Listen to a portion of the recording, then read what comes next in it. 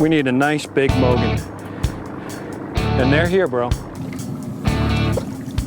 You can see we're fishing kind of a different area here than what we're normally fishing down in Florida. We're in the western Long Island Sound. We got Captain John Luchka with us, and we're gonna be catching stripers today, right here in the western end of Long Island Sound. And it's not gonna be those little stripers you saw me doing last year.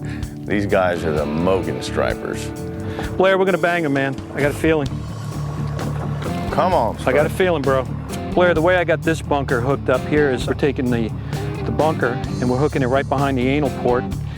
So the natural tendency is for this bait to dive deeper into the water column. So we're in about 45, 50 feet of water here. We have a couple baits up on top and we're gonna try to cover a little bit more of the water column. So I'm gonna let this fish down here. There's no weight on it. And watch that bait, she's gonna wanna swim right down into the water column. That sounded like something crashing. There they are right there, boys. Hopefully we get a big old hit. Kind of want to get up in here in front of them a little bit so they'll come back into us and our baits will be way underneath them by then, I hope. Blair, we got to get a big one. We need a Mogan, man.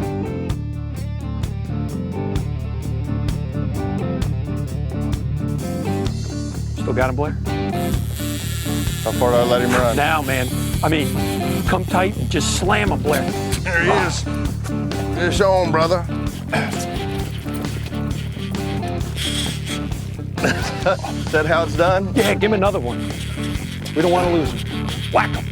He's on there good. Good. Oh, he's tangled on the other line. All right, let me get over. Over top. Over the top. We're doing the dance, folks. Doing the dance. That's like the tarpon two-step is what they call it in Florida. It feels like it could be a pretty good fish here, my brother. Could be my biggest striper ever. Oh yeah, he's got a head and a half on him. We're talking a head and two halves. That's it. Keep constant pressure on him, Blair. Oh yeah, he's got some weight to him. Beautiful. He has got some weight. Keep constant Well, pressure on Johnny, him. you got it, man, right here by all these bunker schools. You know, when you find the life, keeping it constant, there he is. Oh, baby, look at that striper! Bring. Oh, Blair. That's a nice one, huh? Is that a nice one? Keep constant pressure on him because if that fish came a long way and that hole in his jaw just gets a little bit bigger. Yeah. You Oh, get there he over. is up top. Just like a big trout. Really, they got that really weak mouth. Look at the size of that striper. I think he's allergic to nets. That's that big tail going to work. He's working it. He is definitely working it.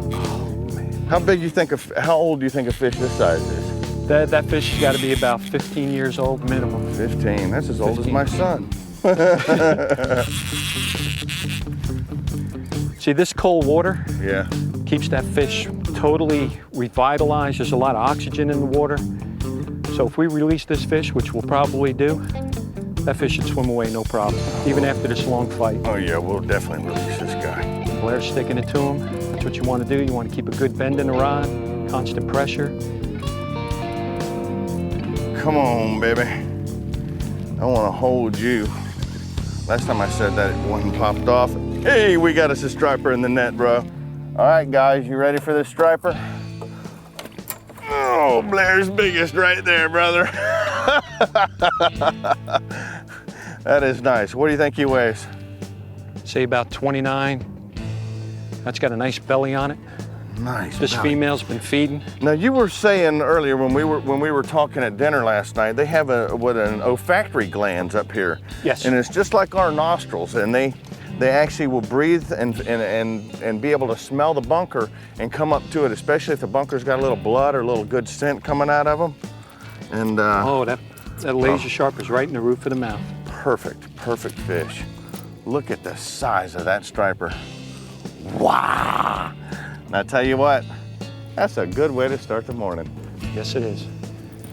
And when you hold him up for a picture, just like any other fish, I always stress, hold his belly, because big fish like this aren't made to be out of the water. We're gonna put him back in. Let's get him over on this side here. You want to boga him real quick, Blair? So you get a weight? Nah, we don't need to. Okay. Now, even though this water's cold, I got John up on the front with a trolling motor, and we're putting water through his gills just so he gets back to life here, because I'm gonna pull this fish out and show you one more time, because this is my biggest striper ever. I know last year we were up in the Mississippi River shooting redfish and catching a bunch of different fish, but the striper that I had on the boat, if y'all remember, it popped right off next to me. But I tell you what, this one right here, this one's a real one. This one's definitely a real one. Okay, he's chewing on me, John. Okay. I think he's about ready, but I want to show this fish off one more time. And you say this one is the big ones like this are a female? Yep, that's a fish, female. y'all. Hey, if y'all ever want to come do this, make sure you look up John on the website, because I tell you what, for so many years when I was guiding, I had my clients from the Northeast up here come up and say, man, those big redfish in the Indian River, they remind me so much of those stripers up where we go. And I tell you what, they sure do. Come on, let go. We're gonna just, oh, look at him, he's ready. Swimming off, baby. Get on off out of here. Right down to the depths. John? Good job, Blair. That was awesome. That was awesome. So you say later on in the day what we can do is kind of go anchor up and chunk for these things too? Sure, we can go up on a nice piece. There's a couple wrecks out here in the sound. We can take some chunk baits, do a little bit of chumming, and bring some quality fish to the boat. That's neat. What size do the fish usually get when you're chumming? You can get fish that big, Blair, on the chunk. You can get them on a head, typically anywhere from 28 to maybe 40-inch fish on the cut bait. Well, nice. Well, so we still got some time. We can do some more of this pokey stuff? Oh, absolutely. We're going to get on these schools of bait before the wind kicks up. Well, I tell you what, y'all stay tuned. We'll be right back with some more Addictive fishing and hopefully another big old striper. We'll be right back. Thanks, buddy. That was awesome. My biggest striper. Worth a hug. Good job, brother. Let's get another one on. Yeah, man.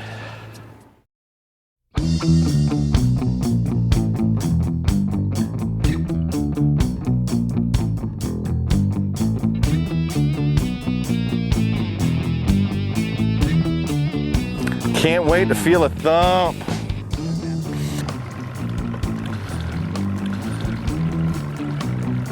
So John, you say we're on top of an old wreck? Yeah, we're probably mid-sound between Hempstead, Long Island, right off of Mamaroneck. We're kind of like right in the middle, and there's a nice little wreck here. Comes up from like maybe 50 feet up to about 32 feet of water, nice little ledge, and we marked some bait on it. We had some fish on it earlier. So we're gonna chunk up on this piece here. He bumped it. Bumped it, set it, whack him twice. There he is. Hit him again, hit him again. Stay on, brother, stay nice and tight. Just like I said, man, they like it when they got all that nasty on there. Because that other bait's been sitting out there a while. Hadn't got a thing, he's up top already. See that bait sticking out of his mouth? Doesn't have that much pull to him. Little guy. Little guy? Little guy. But you know what? It's a striper. It's a striper. Right over to you. You got it? Cool beans. Got a hook out of his mouth. They got a mouth like a trout. Kind of tears a little hole like that. Little guy. There you go, nice healthy fish.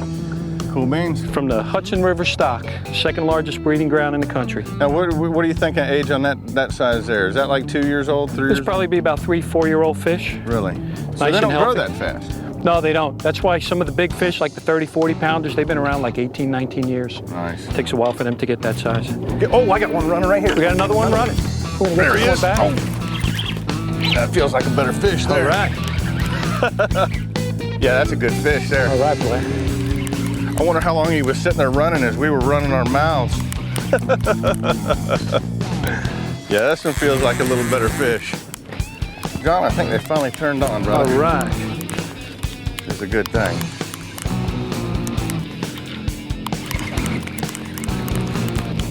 Come on, fish. No, they kind of pull like a redfish. That's a nicer fish there, Blair. They got a pull almost just like a redfish.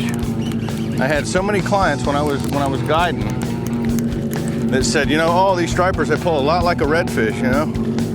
So, let's get him. Now there's a good sized little striper. Congratulations. Well, thank you, sir. You got it. Well, that's what it's all about right there, getting them into the boat. Absolutely. You think he's 28? We'll put a measuring stick on her. All right. So, John, is there any way you can tell the sexes of these fish?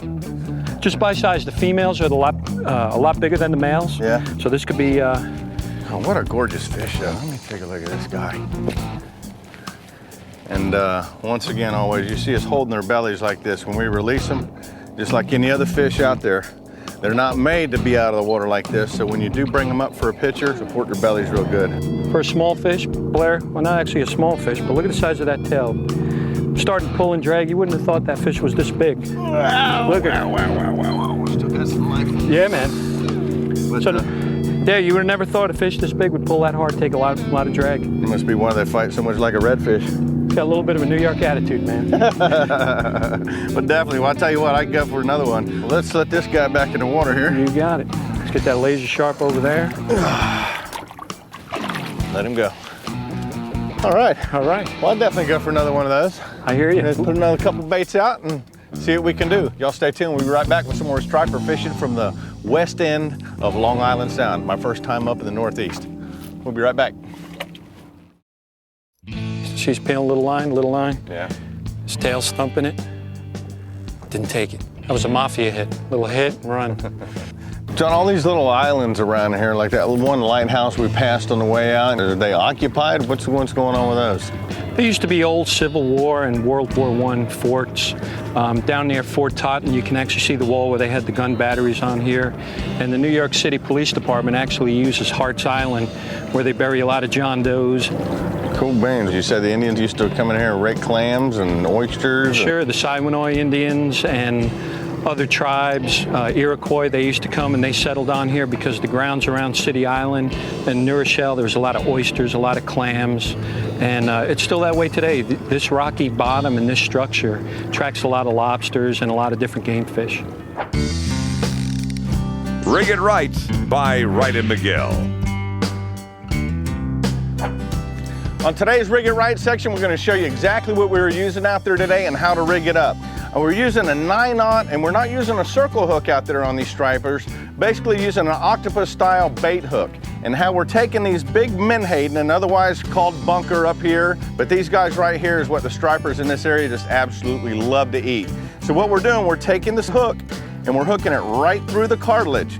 And once you have them hooked, the knot that we're using on these hooks is a polymer knot, and it pinches down onto that hook and doesn't give it a lot of play in the water.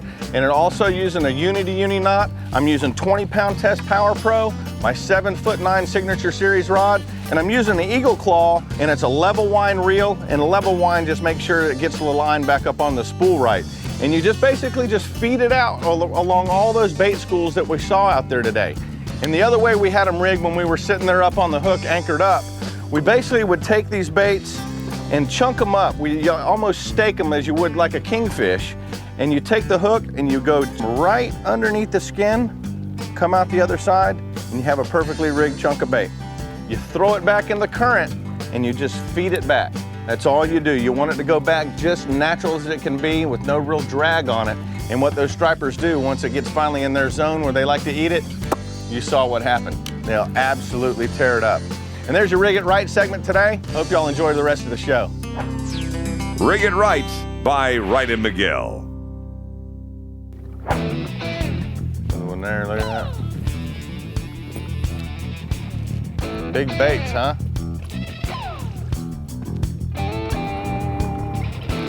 Oh. This is one with just a little nub. Whack him, boy. You know? Oh yes. All right. Were you on the bottom with him? Yes, I was. Oh, that's a nice one. Oh, it's not a bluefish. Yeah, you got him. No, try to bring him. As long as you don't go around the anchor line. Oh, it's a nice striper, brother. Bring him on up. Bring him on up. He's the one we'll say goodbye with. Oh, there he is. Oh. Come on, baby. Come on, baby. Come on, baby. Uh-oh. How about a double? How about a double? There we go. We can do a double. Yes, we can. You know what we can do? What can we do? I'm gonna go walk him around and grab the net. We can do it. This is just a little guy. All right. You want to pull him in, Blair? Yeah, I'll grab them both. Bring that other one over here. You got it? I'll lift him. Oh, he just got off. Let me get your big one. We had twins with Let me fins. get your big one here. Gotcha, baby. There you go. That is a nice striper there. Yeah? And all we're doing is chunking now. This morning we were doing a little bit different. We found all the big pogie pods out here, and we all we did was drift with them with these live pogies running around. Come on, laser sharp. God, those things are good. Got him. All right. How's that for a striper? Is that a good way to end the day right there? That's a perfect way to end the day. Think we can take him up to the grill and get him done? Absolutely. Well, let's take this one back. We'll grill him up this afternoon at the grill. Where are we going to? Lamadas. Lamadas. Lamadas in Port Awesome Washington. place. Another great place we're staying. They let us keep the boat there. It's the Imperial. Imperial Yacht Club in New Rochelle. Come there, book John. Hey, and you can come catch striper after striper after striper. You've seen how we do it. We've done it 2 ways today. So make sure you go to the website, check out the PFA while you're there, and we'll see you next week at addictivefishing.com. Awesome, brother. Awesome.